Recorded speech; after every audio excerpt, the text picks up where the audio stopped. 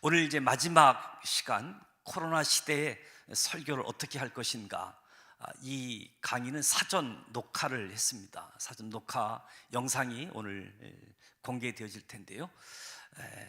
서울 서지방 증각교회 백운주 목사님께서 코로나 시대에 어떻게 설교하실 것인가 강연 듣도록 하겠습니다.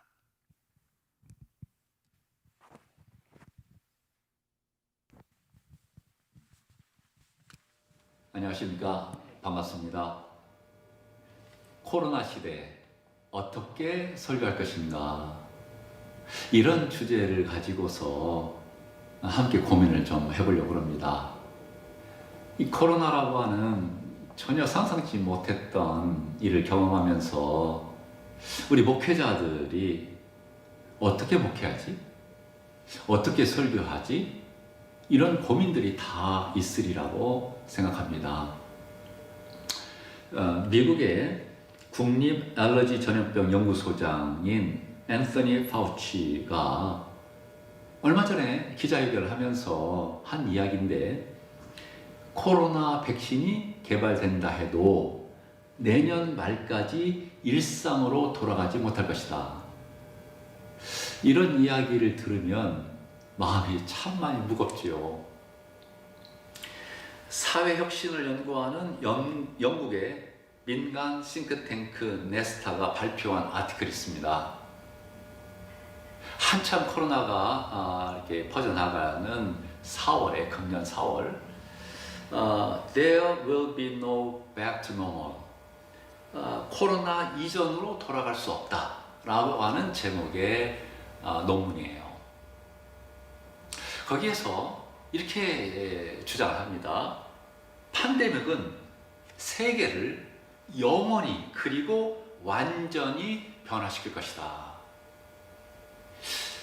조금의 변화가 아니고 엄청난 변화가 일어날 것이다. 이야기를 하면서 5가지 카테고리로 이야기하는데, 정치적 변화, 경제적 변화, 사회 문화적 변화, 기술적 변화, 환경적 변화, 이렇게 하면서 논문은 이어집니다.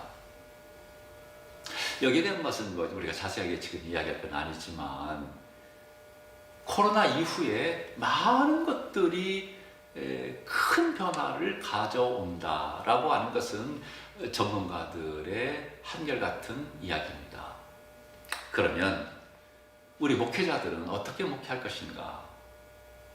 목회 방식에 있어서도 변화를 갖고 오지 않을 수 없다 하는 거죠. 그러니까 지금의 목회 방식으로는 이 시대 변화를 따라갈 수가 없다는 겁니다. 그러면 목회 방식도 변화되어야 된다. 각 교회마다 사정은 좀 다르겠습니다만은, 제가 목회하는 증각교회는 매년 10월 말이면 연말 당회를 합니다. 그리고 부족한 것들은 11월 달에 임시당회를 하면서 보충을 하게 되는데, 연말당회를 앞에 놓고 우리 목회자들이 내년도를 목회 계획을 하면서 너무 당황스러운 겁니다. 어떻게 목회하지? 어떤 계획을 세우지? 그러니까 기존에 해왔던 그 목회 방식하고는 다르게 목회 계획을 해야 되는데 구체적으로 손에 잡히지 않는 거죠.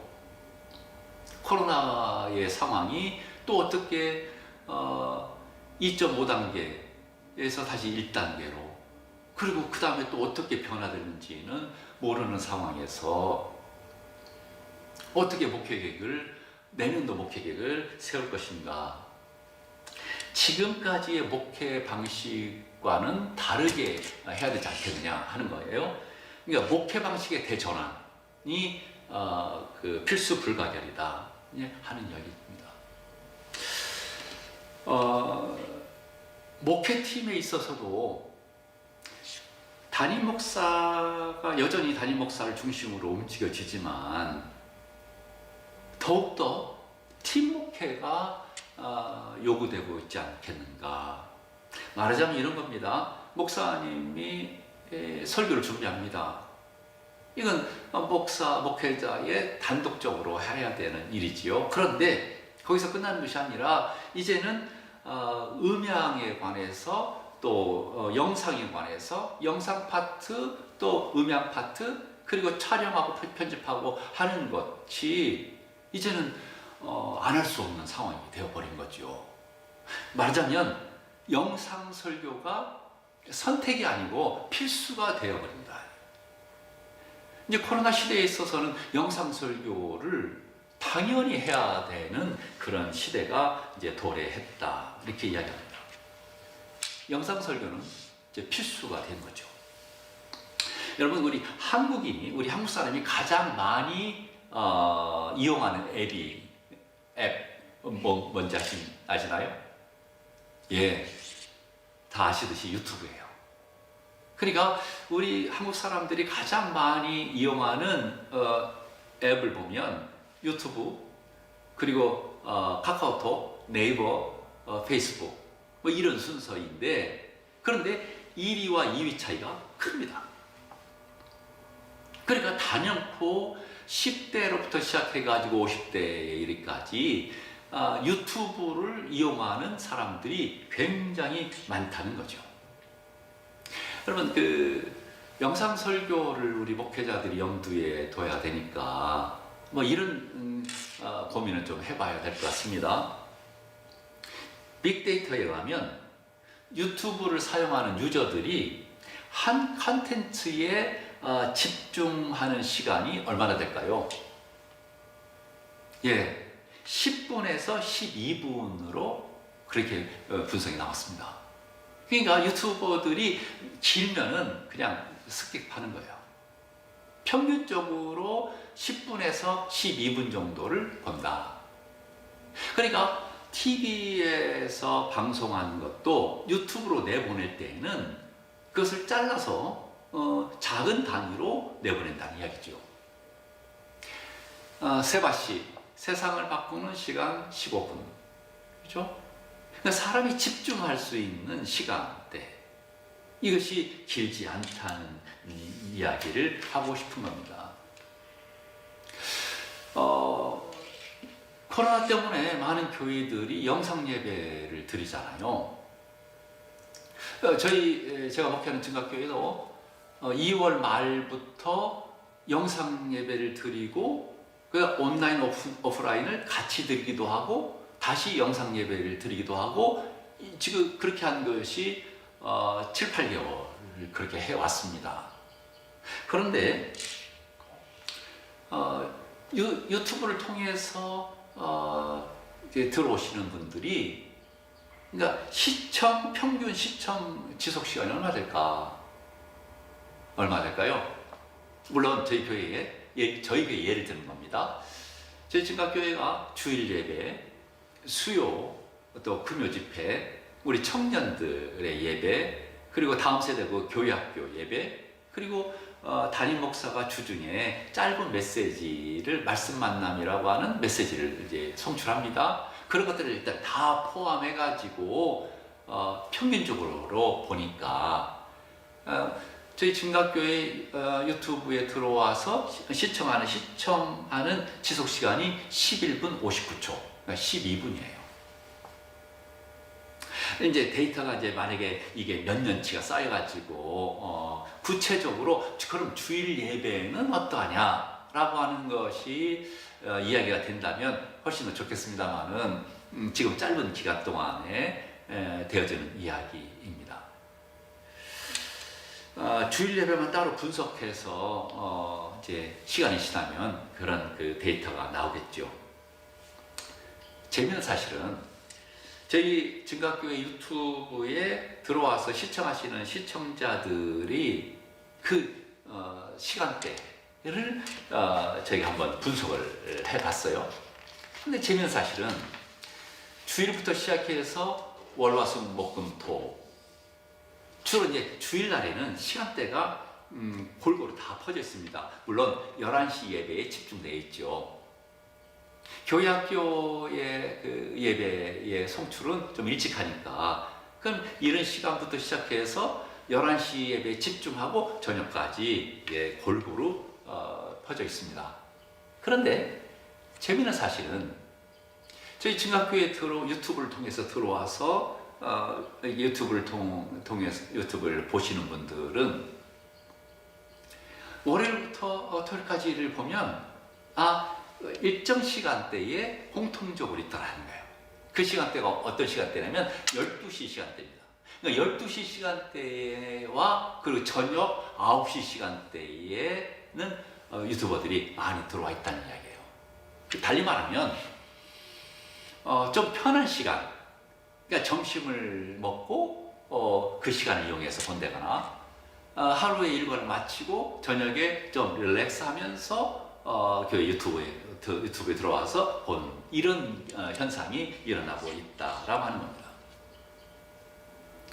다시 현장 예배가 재개된다 해도 영상 예배를 선호하고 영상 예배를 드리겠습니다라고 하는 교인들도 제법 있는 거예요. 그러면 우리는 영상 예배를 이제는 주목해야 되고 연구해야 되고 영상 예배를 어떻게 될 것인가.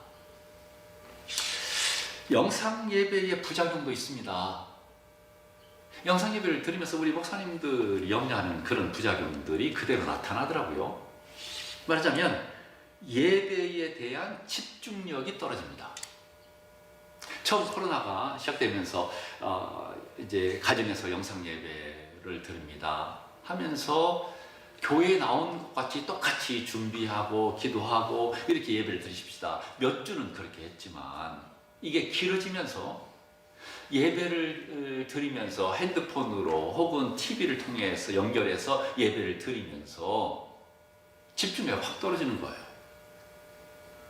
그러니까 영상으로 예배를 드리다가 화장실을 가고 영상으로 예배를 드리다가 물 마시러 가고 그러면서 이 집중력이 떨어지는 것 큰 부작용이 있고, 그리고 개인 편리에 따라서 예배 시간을 조절한다는 거예요. 주일날 11시에 예배를 드립니다. 이렇게 그 시간대가 아니고 자기가 편한 시간에 어차피 한 번 예배를 드리면 되지 않느냐.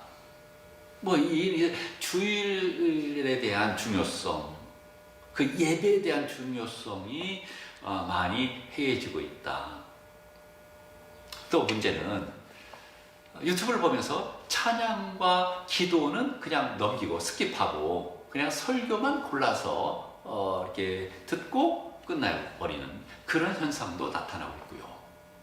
또 하나 자신이 다니는 교회보다도 유명한 대형 교회의 영상 예배를 드리는, 물론 내 교회 예배를 드리고 그리고 다른 영상들을 보면은 문제가 되겠습니까만은 이러한 부작용들이 나타나고 있다 하는 거예요.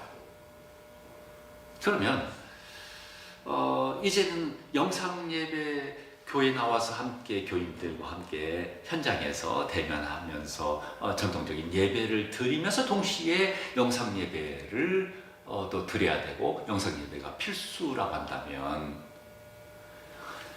어떻게 설교해야 할 것인가? 여기에 대한 우리 목회자들의 고민이 있는 거죠.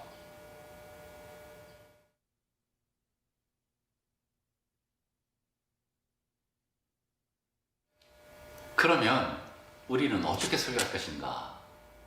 여기에 대한 물음이 남죠. 한마디로 들리는 설교를 했으면 좋겠다, 이런 생각이 듭니다. 들리는 설교. 유튜브를 통해서 우리의 설교를 듣는 유저들이, 우리 교인들을 포함해서요, 유저들이 채널을 고정했으면 좋겠다 하는 거죠. 그러니까 처음에 들어와서 끝까지 들을 수 있도록, 그러니까 중간에 스킵하지 않고 일단 들어왔으면 끝까지 볼 수 있도록 그렇게 하는 설교, 말하자면 이제 들리는 설교를 하자, 이제 이런 이야기입니다. 요즘에 우리 교단 총회장님을 중심으로 100일 정오 기도회를 하잖아요. 이게 좋은 샘플이 될 것 같아요. 매일 설교, 그러니까 예배를 20분에서 25분 그 사이로 진행되고 그 가운데에 이제 설교자들이 매일 바뀐단 말입니다. 그런데 비교가 돼요. 예. 들리는 설교가 있습니다. 그런데 잘 들리지 않는 설교가 있어요. 이게 얼마나 발음이 정확하냐의 뜻이 아니잖아요. 즐겁게 이제 들을 수 있느냐라고 하는 이야기인데, 100명의 설교자들이 매일같이 정오 기도회 때에 100일 동안 진행을 되면서 확연하게 비교가 되더라고요. 어떤 설교를 해야 될 것인가, 어떤 매력적인 설교를 해야 할 것인가, 이런 겁니다. 그럼 들리는 설교가 뭡니까? 이런 이야기죠. 설교에 우리가 모델로 삼고 그런 설교, 누구의 설교를 모델로 삼으면 좋을까? 단연코 설교학자들은 예수님의 설교를 이야기합니다. 예수님의 설교, 마가복음 12장에 보면 많은 사람들이 즐겁게 듣더라, 이런 거요. 그러니까 예수님이 설교하시는 그 설교를 사람들이 즐겁게 듣더라. 근데 예수님의 설교를 한마디로 이야기한다면 비유지요. 패러볼. 비유입니다. 그러니까 비유라고 하는 것은 말하자면 내러티브지요. 스토리지요. 그러니까 예수님의 그 비유 설교가 아주 강력한 파워가 있다는 이야기입니다. 제가 이제 예수님의 설교, 특별히 이제 내러티브 프리칭을 이야기할 때에 이제 하는 이야기 스토리가 하나 있습니다. 이런 이야기예요. 진리, 트루스와 스토리, 이야기가 서로 시합을 하는 거예요. 사람들이 누구를 더 좋아하겠느냐? 그냥 다 자신 있었습니다. 진리는 자기가 진리니까, 트루스. 스토리는 또 스토리 나름대로의 자신 있는 거예요. 그러면 진리와 스토리가 서로 시합을 하는 겁니다. 경쟁을 하는 거예요. 누가 누구를 더 좋아할 것인가? 진리가 나셨습니다. 이 진리가 자기는 옳으니까, 그러면 진리가 사람들에게 다가갑니다. 그런데요, 어떤 현상이 벌어지냐면 사람들이 피하는 거예요. 대문을 닫고 들어갑니다. 숨습니다. 자기는 옳은데 스토리가 이야기합니다. 예, 내 차례야. 스토리가 갑니다. 사람들이 모여드는 거예요. 재미있는 거예요.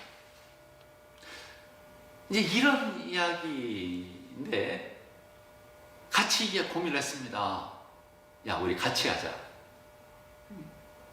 그러니까 이 진리라고 하는, 이 트루스라고 하는 것이 모든 사람이 들어야 되는 메시지인데, 그런데 이 트루스, 진리라고 하는 것이 사람들이 부담스러운 거예요.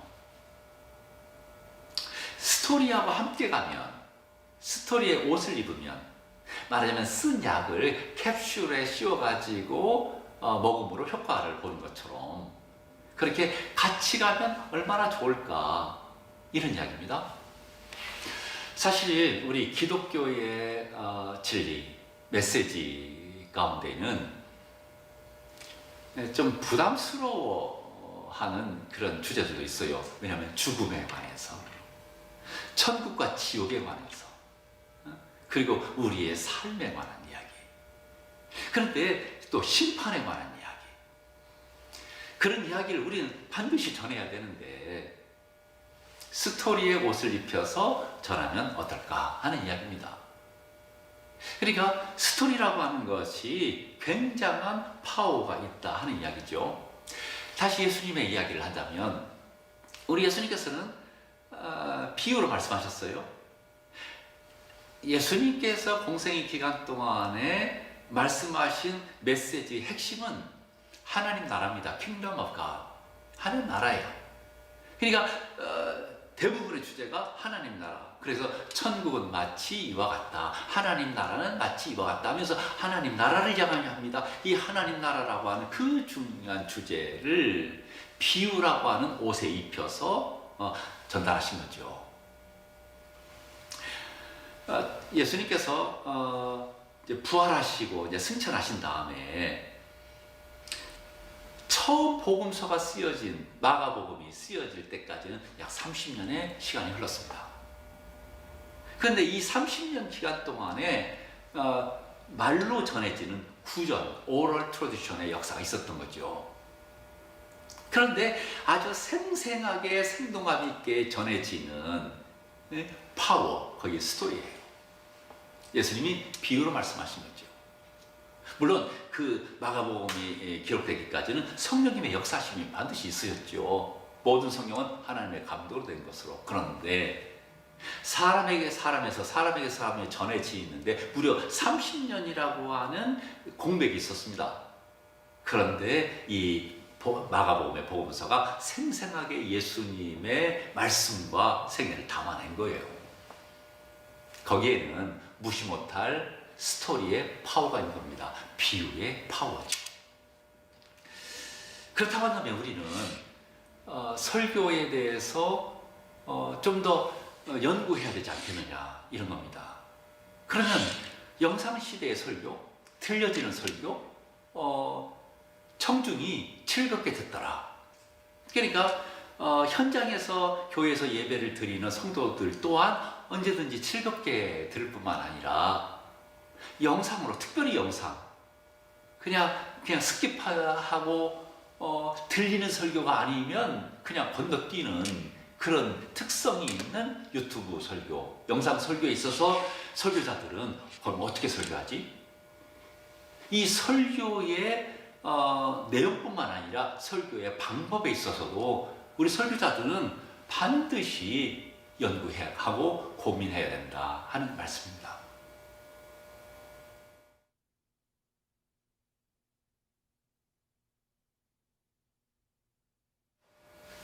들리는 설교, 예수님의 설교를 이야기하면서 미국의 현대 설교학을 이야기 안 할 수가 없습니다.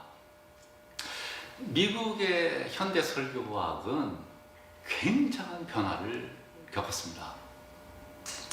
그러니까 1971년에 프레드 크레닥이라고 하는 성서학자이면서 설교학자인 그가 책을 써냈습니다.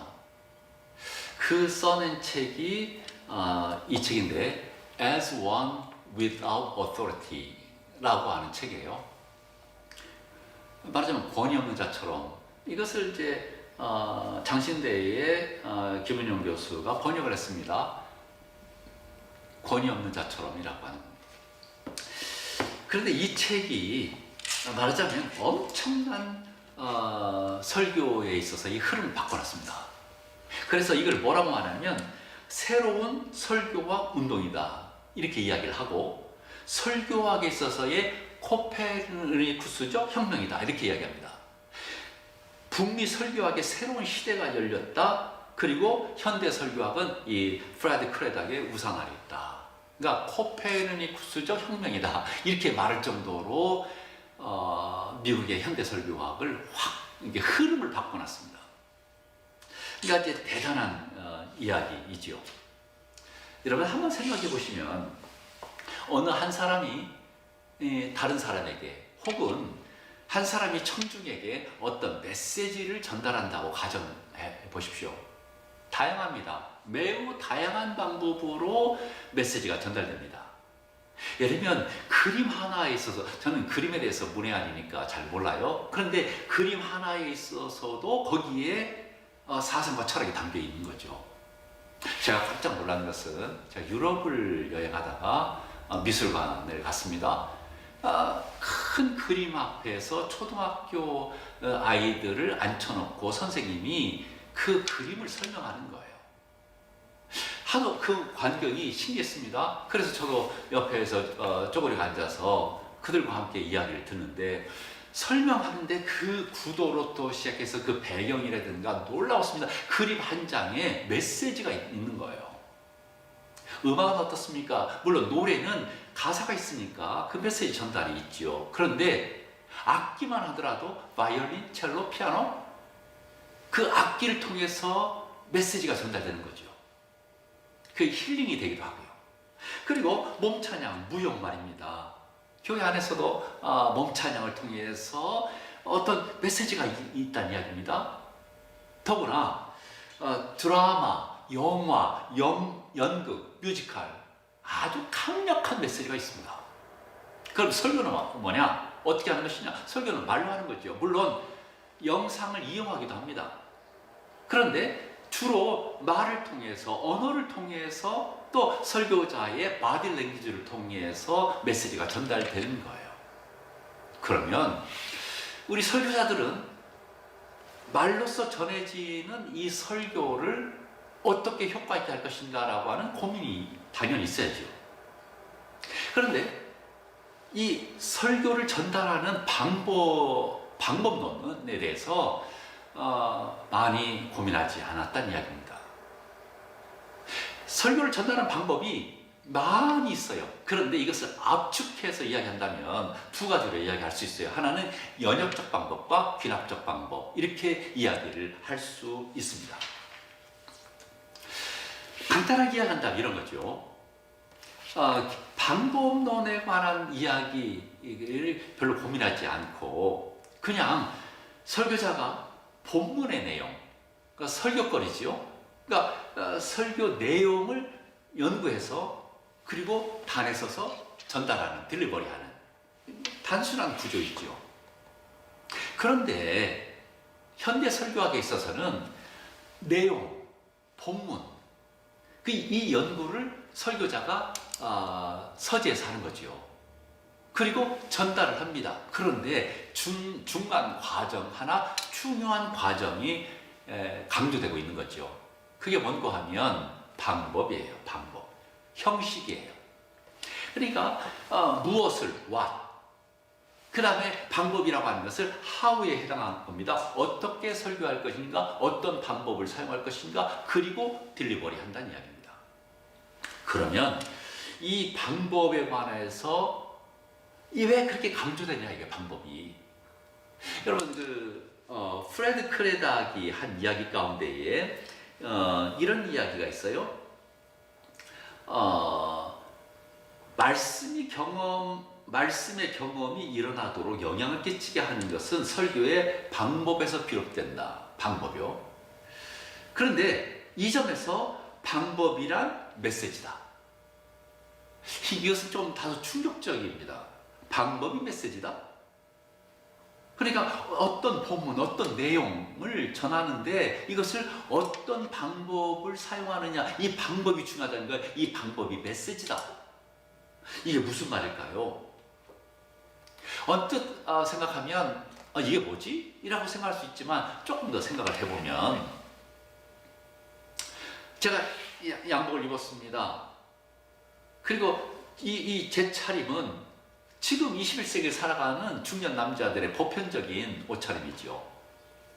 그런데 제가 만약에 한복을 입고 두루마기를 입고 갓을 쓰고 그리고 나타난다면 똑같은 사람인데 전달하는 메시지가 다른 거죠.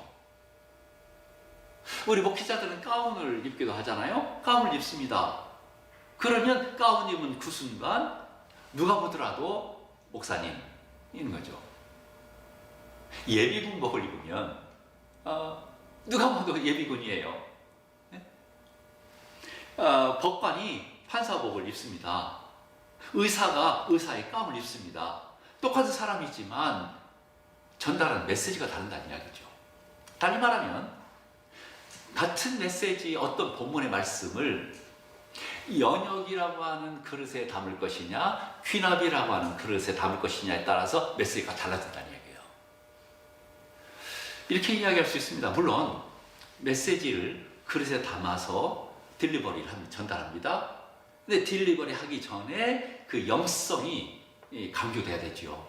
얼마나 이 말씀 가지고 씨름하고 기도하느냐. 물론 설교학에서는 이제 거기까지보다도 일단 중요하게 여기고 싶은 것, 강조하고 싶은 것이 방법론이에요. 같은 내용이라도 어떤 옷을 입히느냐 혹은 어떤 그릇에 담느냐에 따라서 메시지가 달라진다. 이런 겁니다. 그러니까 우리 설교자들은 설교의 내용은 아무리 강조해도 지나치지 않습니다. 내용이 너무나 중요하니까. 그러나 이 내용을 어떤 옷을 입히냐에 따라서 달라지는 현상들을 보게 되는 거죠. 그래서 이 프레드 크레닥이 강조했던 것이 뭐냐면 귀납적 방법을 이야기하는 거예요. 이제 기존에 말하자면 연혈적 방법, 연혈적 방법이라고 하는 것은 아카데믹한 곳에서, 학교에서 논문을 쓴다거나 하면 서론, 그리고 첫째, 둘째, 셋째, 결론. 이게 단순하게 말하면 3-point sermon이라고 할 수 있습니다. 3대1 설교. 예, 그 역사가 길어요. 역사가 길다는 것은 그만큼 장점이 있습니다. 그럼에도 불구하고 요즘에 유튜브 시대에 즐겁게 듣고, 그러니까 말하자면 이 설교가 예수님의 설교처럼 청중이 즐겁게 들을 수 있는, 그러니까 귀납적 설교도 또한 우리 설교자들은 반드시 관심을 가져야 된다는 이야기예요. 그래서 이 프레드 크레닥의 귀납적 설교가 새로운 설교의 패러다임이다 라고 그렇게 이야기를 하고 있는 거죠. 그래서 나는 우리 목회자들이 특별히 유튜브 시대, 코로나 시대에 유튜브를 통해서 영상으로 설교를 하는 우리 설교자들에게는 유튜브를 통해서 목사님들의 설교를 접하는 유저들이, 교인을 포함해서 즐겁게 설교를 들을 수 있는 그 방법, 그러니까 뭔가 설명하고 또 구체적으로 이렇게 교육하고 그것이 필요합니다. 그런데 드라마와 영화와 연극처럼 설교가 하나의 통으로 가고 그 설교 안에 무브먼트, 흐름이 있고 청중이 즐겁게, 유튜버들이 즐겁게, 이제 유튜브에 들어오는 유저들이 즐겁게 들을 수 있는 그런 설교. 그래서 저는 우리 목회자들이 이런 귀납적 설교, 내러티브 프리칭을 좀 연구했으면 좋겠다.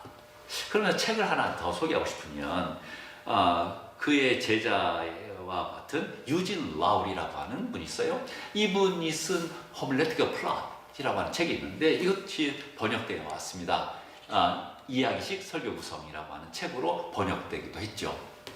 그러면 구체적으로 어떻게 하란 말입니까? 라고 하는 것에 대해서는 또 하나의 유진 라울의 작품이 있는데 How to Preach a Parable, 비유를 어떻게 설교할 것인가. 그러니까 예수님의 설교죠.